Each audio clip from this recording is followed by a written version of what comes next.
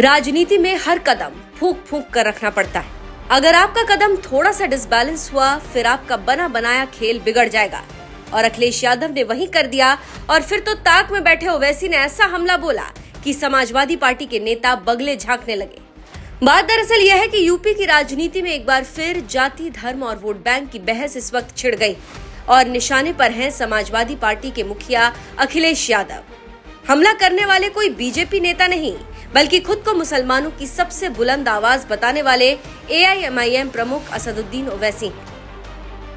मामला मध्य प्रदेश के मुख्यमंत्री मोहन यादव से जुड़ा है। उन पर जमीन सौदों को लेकर कांग्रेस ने गंभीर आरोप लगाए हैं, लेकिन हैरानी तब हुई जब समाजवादी पार्टी प्रमुख अखिलेश यादव ने इन आरोपों के बीच मोहन यादव का बचाव करते हुए बयान दिया। बस फिर क्या था, ओवैसी को मौका मिल गया और उन्होंने अखिलेश यादव पर ऐसा हमला बोला जिसने 2027 के उत्तर प्रदेश विधानसभा चुनाव से पहले सियासी तापमान बढ़ा दिया है।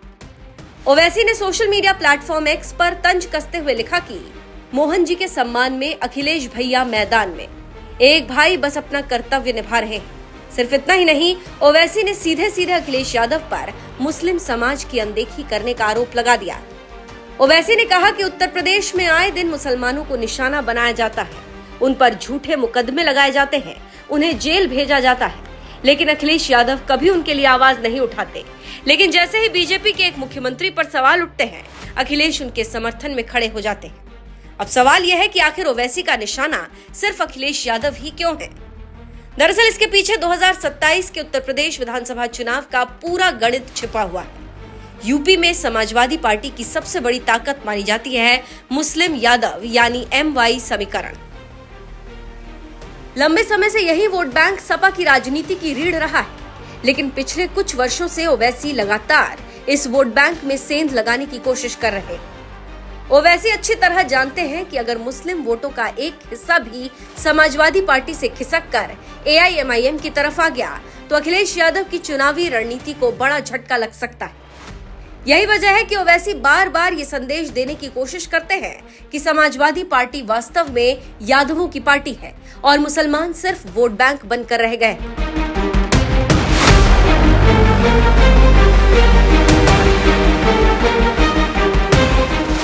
राजनीतिक विश्लेषकों का मानना है कि ओवैसी अब सिर्फ मुस्लिम वोटों तक सीमित नहीं रहना चाहते।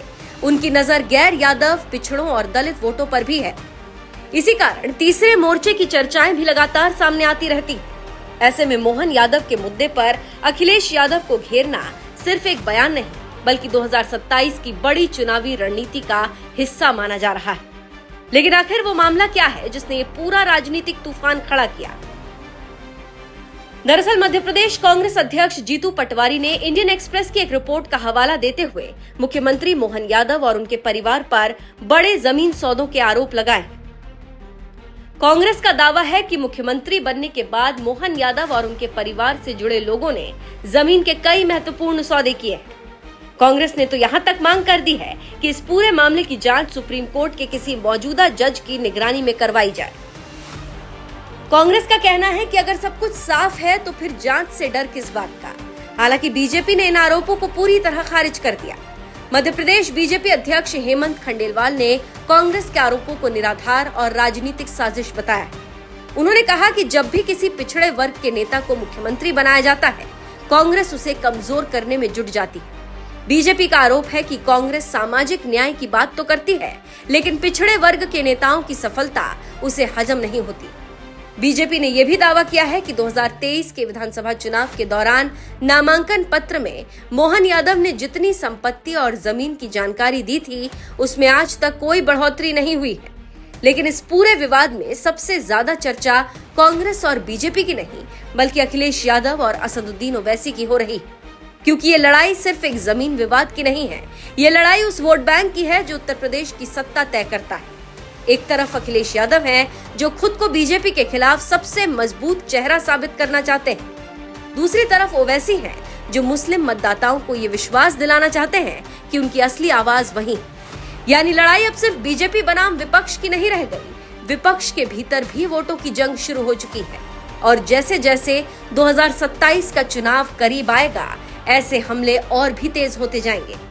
अब देखने वाली बात ये होगी कि क्या ओवैसी मुस्लिम वोटों में सेंध लगाने में सफल होते हैं या फिर अखिलेश यादव अपना पारंपरिक MY समीकरण बचाए रखने में कामयाब रहते हैं। फिलहाल इतना जरूर है कि मोहन यादव पर लगे आरोपों से ज्यादा चर्चा उस राजनीतिक लड़ाई की हो रही है जो उत्तर प्रदेश के चुनावी मैदान में धीरे धीरे आकार ले रही है।